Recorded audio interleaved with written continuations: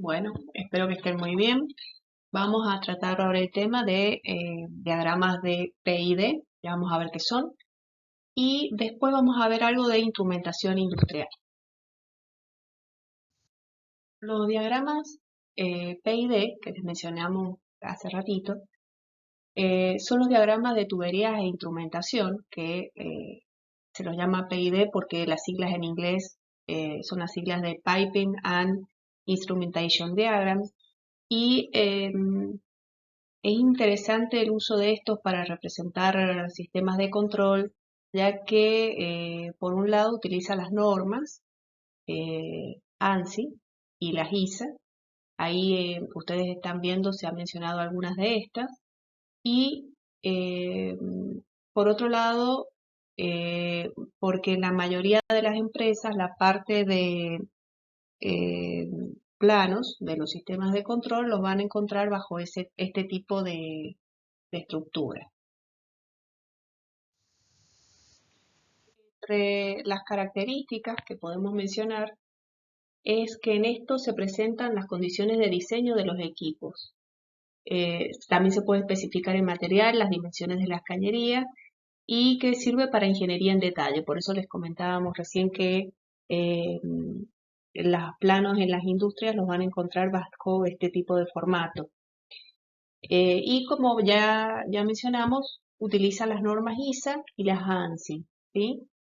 Se ha adjuntado junto con este video un paper que es del ingeniero Edgar Juárez Coronado, en donde él desarrolla acá toda la simbología industrial eh, sobre la parte de instrumentación, y ahí menciona todas las normas que el día de mañana, si ustedes necesitan alguna de las que no hemos mencionado, pueden buscarlo aquí, en este trabajo, ¿no? Empezamos ahora a desarrollar un poquito de qué se trata esto de los diagramas PID. Para identificar los instrumentos, se va a basar en un gráfico que le llaman TAG, tal, ¿bien? En donde lo importante es ver qué es lo que representa cada uno de estos símbolos, ¿no? El instrumento se va a representar con un círculo en donde la primera letra, estamos leyendo de izquierda a derecha, ¿no? Es la identificación de la función. Vamos a explicar un poquito más de esto. La segunda es la función de la lectura pasiva y la tercera es la función de salida. ¿Bien? Abajo hay un numerito que identifica el lazo de control al cual pertenece este instrumento. Bien, hemos dicho que vamos a tener planos en donde va a estar la ingeniería de detalle, en donde están los sistemas de control. Entonces, en algunos equipos ustedes van a tener varios sistemas de control. Para ver a qué lazo pertenecen, se identifican con un número. En este caso, se ha hecho un instrumento que pertenece al lazo de control 102. Y las letras, eh, vamos a ver ahora qué es lo que me están indicando. Acá tenemos un ejemplo, ¿bien? En donde tenemos un elemento en donde la primera letra es una T, me está indicando que la función o la variable que me está midiendo es la temperatura. La segunda, que es la lectura pasiva, en este caso me dice que es un elemento indicador, o sea que yo voy a poder ver el valor de esta variable en algún display o panel. Y la última me está diciendo que esto es un controlador, o sea que si yo tuviera que leer esto en un plano, yo estaría viendo que aquí tengo un controlador indicador de temperatura. Luego, el círculo que ustedes ven está atravesado por una línea continua en donde me indica que el elemento está accesible en un panel al operador, o sea que el operador cuando vaya a este equipo va a poder visualizarlo fácilmente. El número 60, como habíamos explicado recién, me está indicando que pertenece al lazo de control que está indicado como 60 en ese plano. Bien, bueno, y acá hay un numerito 2 chiquito que en realidad nosotros no le vamos a dar mucha importancia, pero me está diciendo que está montado en el panel número 2. Esto es porque en esta empresa eh, se han indicado los números de paneles que hay en cada equipo. Acá pueden observar un resumen porque hay más. Eso lo pueden revisar ahí en el documento que les hemos puesto en el PDF que se adjunta. Pero lo más importante están resumidos acá, que es la ubicación de los instrumentos. Bien, cuando habíamos hablado algo hace ratito, que cuando era un círculo, está indicado que está montado en el campo o localmente. Bien, si el círculo es atravesado por una línea continua, me está indicando que está montado en el panel principal y que, como dijimos recién, está accesible al operador. Cuando la línea es de trazo, me dice que está montado detrás del panel y que no está accesible al operador, o sea, el operador no lo va a ver. Después, cuando tengo dos líneas continuas, montado en tablero o panel de instrumento auxiliar, y cuando estas dos líneas son de trazo, me está indicando que no está accesible al operador. Entonces, en resumen, cuando la línea es continua, me dice que es accesible al operador, más allá de donde esté montado. Y si es de trazo, me dice que no está accesible al operador. Cuando no tengo la línea, me dice que está montado en campo, pero no me está indicando bien nada más. Solamente me dice que está ahí en el equipo.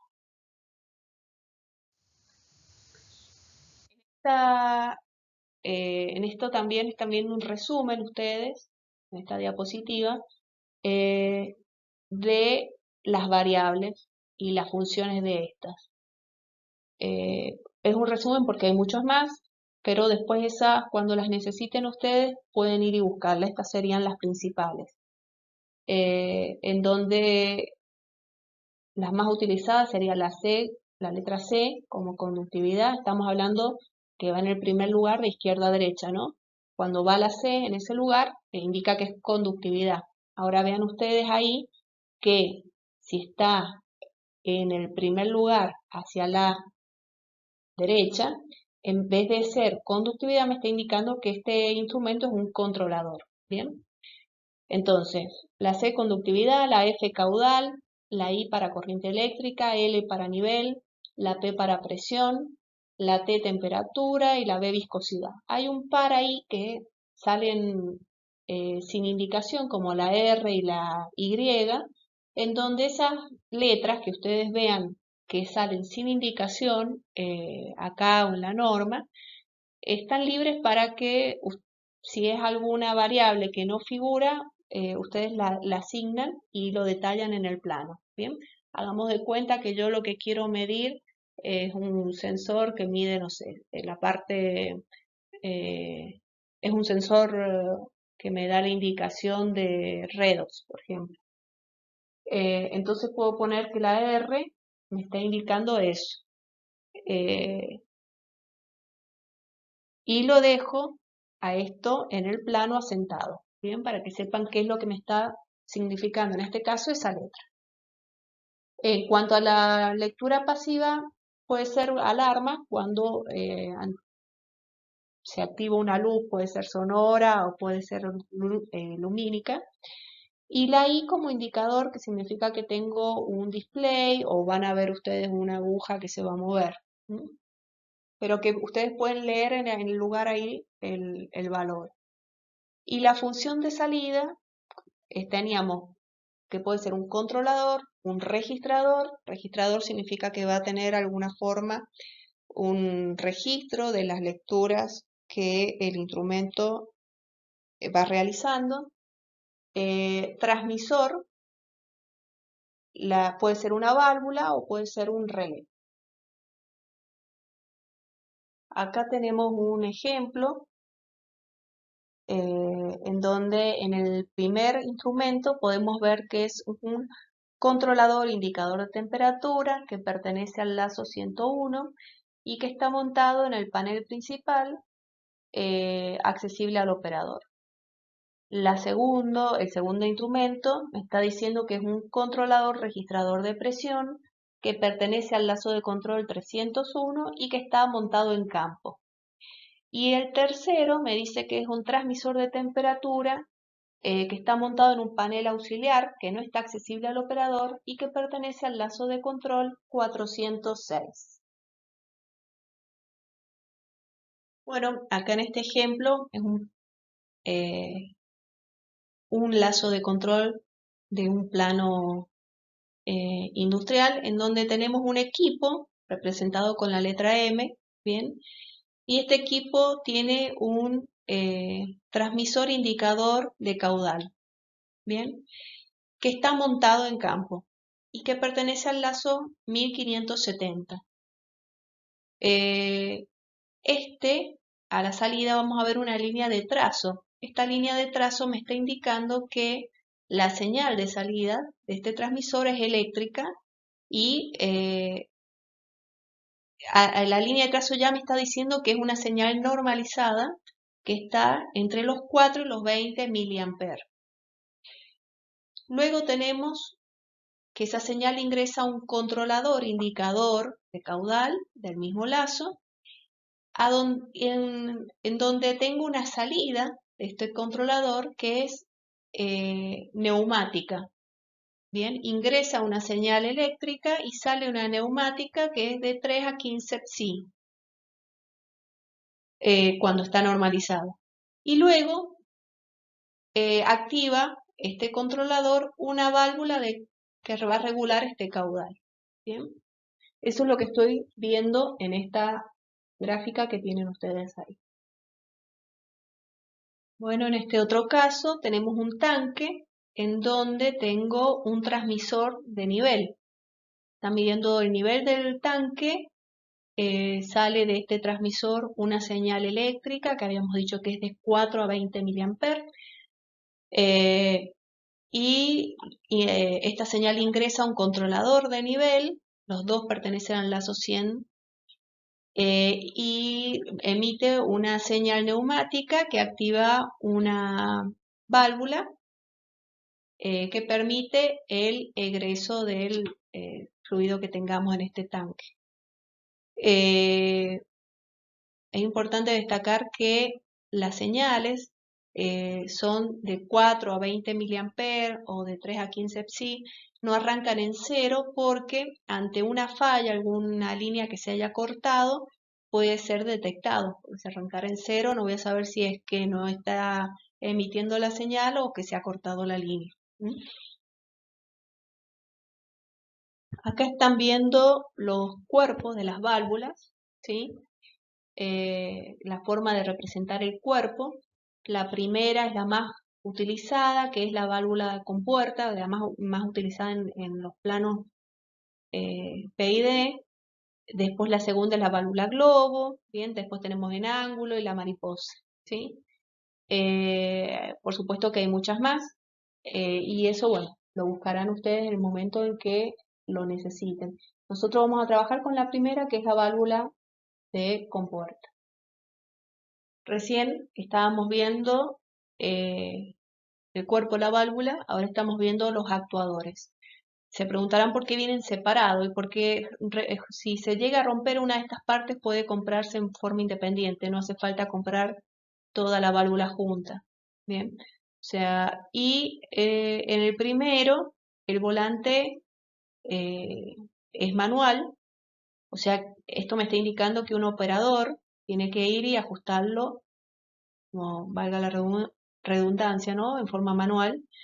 En cambio, en el segundo tenemos un actuador con diafragma, en donde generalmente estos son neumáticos. Y bueno, y figuran un par más, en donde en la última me está mostrando que tiene un posicionador, en donde me muestra el porcentaje de apertura de esta válvula.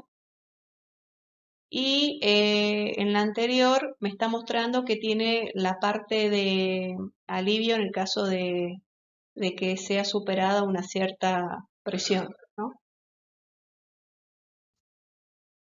Acá pueden ver la estructura de la válvula. En este caso, en la primera de arriba es manual, por eso ven el volante. Y en la de abajo es una válvula automática.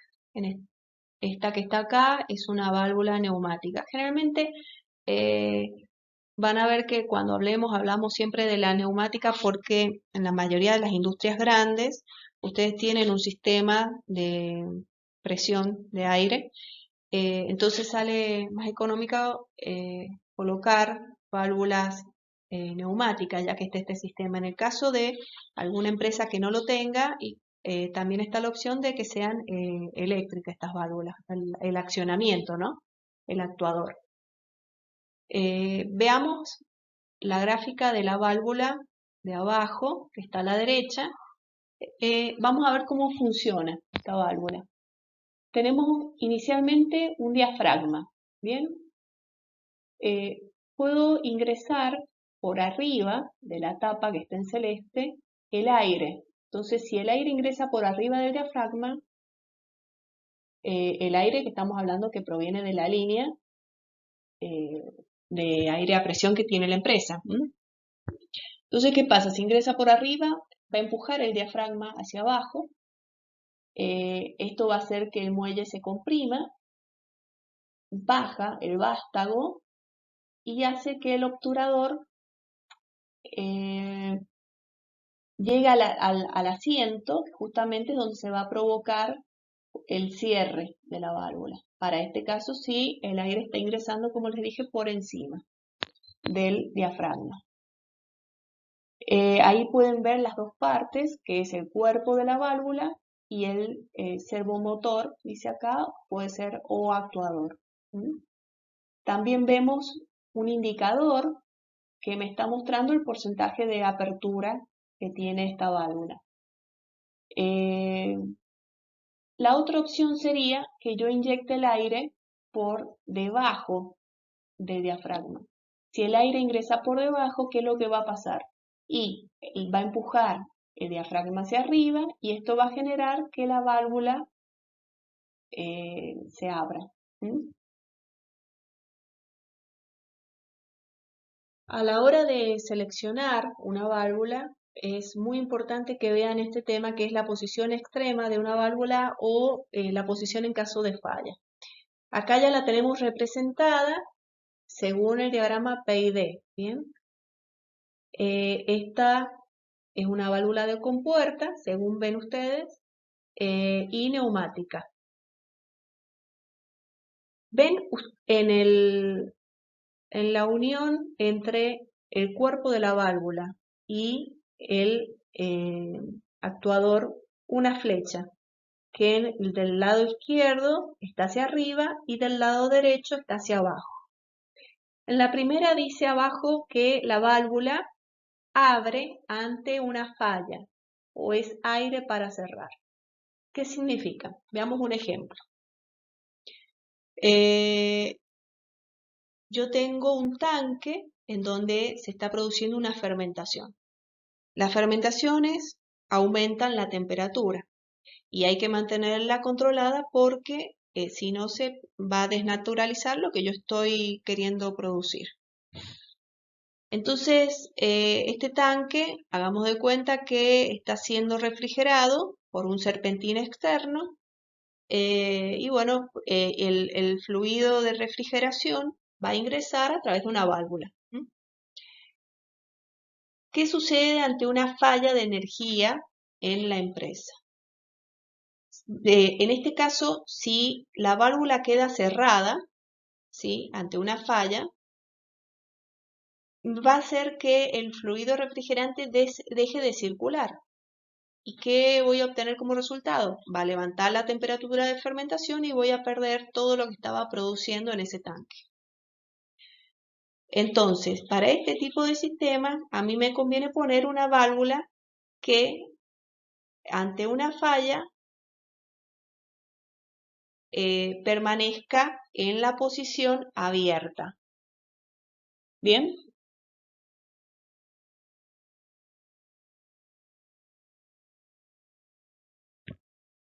Entonces, ¿qué va a hacer? Cuando yo quiera cerrar esta válvula, voy a tener que tener energía en el sistema.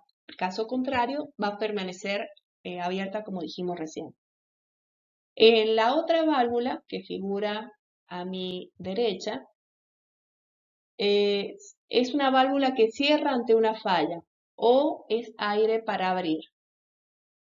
Un ejemplo en donde se utiliza este tipo de válvula. Estoy dando ejemplos extremos, ¿no? Pero vean ustedes, tengan un tanque con algún combustible. ¿Qué sucede? A la salida de este tanque yo tengo la cañería, una válvula. ¿Qué sucede cuando este tanque hay una falla en la fábrica? Yo voy a querer que el tanque se cierre. No quiero perder el combustible que tengo en el interior. Entonces, en ese caso, voy a colocar una válvula que ante una falla permanezca cerrada. O le llamamos aire para abrir. O sea que en el sistema de aire, si estamos hablando neumático, porque estas válvulas hemos dicho que por el tipo de actuador son neumáticas, al inyectarle aire, esta válvula va a abrir. Caso contrario, va a permanecer cerrada. Bien. Ahora vamos a entrar directamente al tema de la dinámica instrumental o instrumentación industrial, en donde vamos a desglosar el funcionamiento de un sensor. Bien, vamos a llamarle sensor propiamente dicho al dispositivo que está vinculado al proceso, o sea que es el que recibe la energía de la variable que queremos medir y me va a generar una variación en función de esto. Bien, o una señal. ¿Estamos? Por ejemplo, si yo tengo, ahí tenemos en el ejemplo una PT100, ¿bien?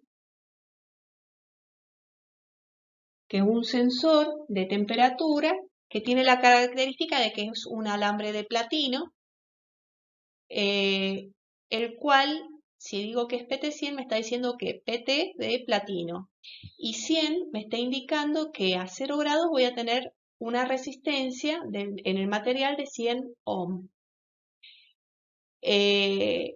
Entonces, ¿cómo funciona este sensor?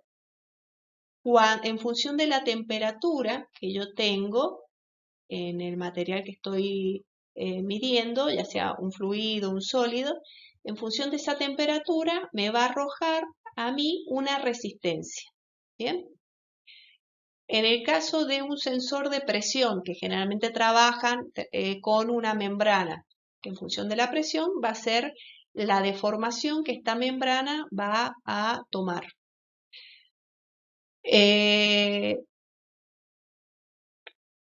Tenemos que ante una variación de presión, ¿sí? Que sería la variable que estoy midiendo, me va a arrojar una deformación en el material. Ya vamos a ver después qué se hace con eso. ¿Bien? Luego tenemos otra partecita que se le llama transductor. El transductor lo que va a hacer es convertir la señal del instrumento, que recién habíamos mencionado, dos sensores, el APT100 de temperatura y el de presión. El APT100 dijimos que arrojaba, que cambiaba la resistencia en función de la temperatura. Entonces, cuando dice que capaz de convertir una señal del instrumento, lo que está haciendo es, esa resistencia me la va a traducir a una señal eléctrica. En el caso de la presión, la deformación de la membrana me la va a traducir en una señal eléctrica. ¿Por qué? Porque el sistema de control tiene que entenderlo. Estamos hablando de qué? Estamos hablando del controlador, de la válvula. Entonces, la forma de comunicarse va a ser a través de esta señal eléctrica. Ahora, a continuación figura un transmisor. El transmisor convierte a esta señal, que ya está eléctrica, y la estandariza. ¿Para qué la voy a estandarizar? Para que esta señal eléctrica esté entre los 4 y los 20 miliamperes. De esta manera, independientemente de la marca de cada instrumento que conforman el sistema de control, va a poder funcionar, ya que todos van a trabajar en el mismo rango de corriente.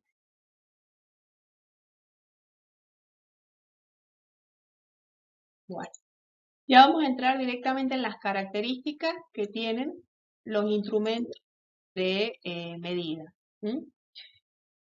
Acá menciona la primera, que es el rango. Ahí están viendo ustedes un manómetro en donde la lectura que puede arrojar va entre los 0 y los 60 bar. Entonces vamos a decir que el rango es justamente ese conjunto de valores de la variable medida que están entre los límites superior e inferior de la capacidad de medida que tiene este instrumento. Otra característica a la hora de comprar o seleccionar un sensor es el alcance o el span, que lo vamos a definir como la diferencia algebraica entre esos dos límites que habíamos dicho que son el rango, o sea, entre los dos límites de la amplitud de la medición. Acá están viendo ustedes una gráfica en donde, si ven el eje de las abscisas, dice que varía entre 0 y 100 psi, o sea que me está midiendo presión. Está midiendo presión y la salida de este instrumento está entre los 4 y los 20 miliamperes, que sería una señal eléctrica. Ustedes ven que este instrumento, ¿para qué sirve el span? Es lo que les quiero mostrar acá. El span sirve a la hora de calibrar este instrumento. Vemos que hay una línea recta, ¿sí? Que une los puntos entre los que, de equivalencia que hay entre presión y corriente dentro de los valores que hemos mencionado.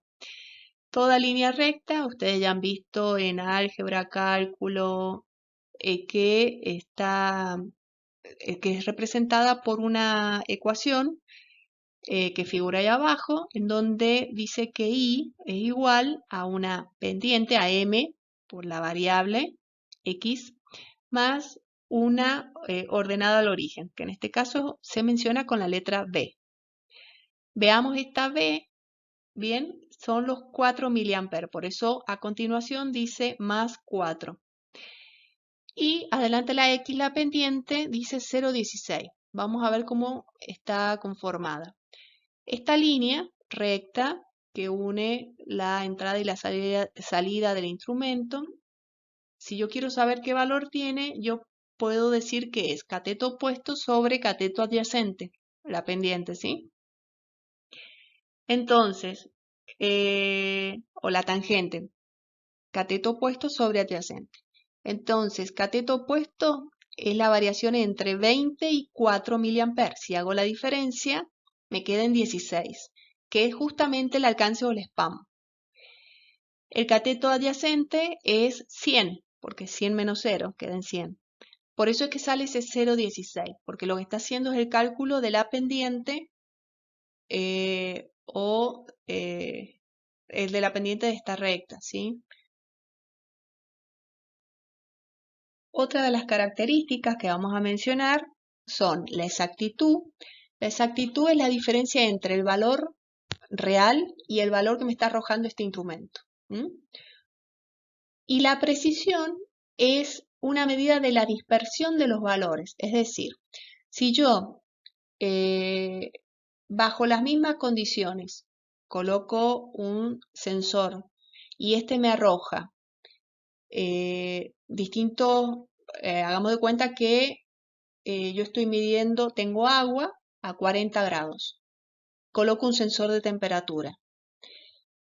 Si mi sensor de temperatura me arroja 40,2 grados, digo que es exacto. Bien, tiene una exactitud de un tanto por ciento. porque la diferencia entre 40 y 40,1, que es el valor real y el valor que me está arrojando, es pequeña. Ahora, si yo bajo las mismas condiciones tomo la temperatura y me arroja 40,1, 40,5, 40,3, 40, o sea, la dispersión es muy pequeña, además de ser exacto, digo que es preciso. Ahora, si yo tengo el agua a 40, pero la lectura que obtengo bajo las mismas condiciones son 50, 50,1, 50,2, 49,9 y así sucesivamente, todas muy cerquitas, pero alejado del valor real, ese instrumento va a ser preciso, pero no va a ser exacto.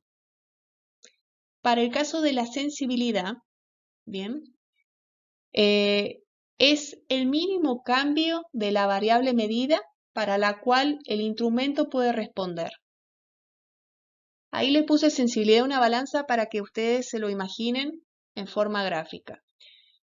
Yo voy a un supermercado y quiero comprar levadura de cerveza suelta, pero la balanza que tiene el vendedor varía de 10 gramos en 10 y yo necesito 5 gramos.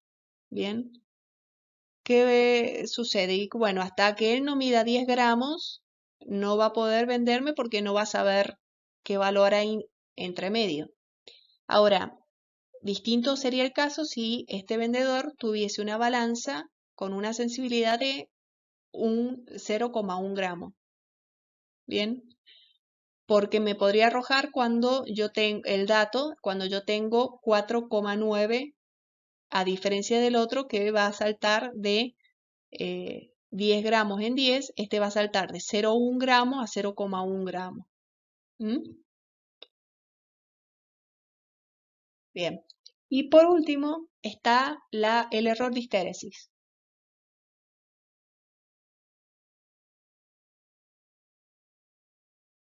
Acá ustedes tienen una gráfica en donde se toma una lectura en forma ascendente. Por ejemplo, pongo agua y empiezo a calentarla, entonces tomo la lectura en forma ascendente en el valor de la temperatura y a medida que va aumentando la temperatura del agua voy viendo que me arroja mi sensor. Y luego lo mismo hago en el sentido inverso, en forma descendente de la temperatura. Entonces, para un valor, en este caso, para un valor específico en donde el agua está a 40 grados, esta gráfica me está diciendo que en el sentido ascendente, el instrumento me arrojó 39,9 grados. Y en el sentido descendente, me arrojó 40,1. Ese sería el error de histéresis.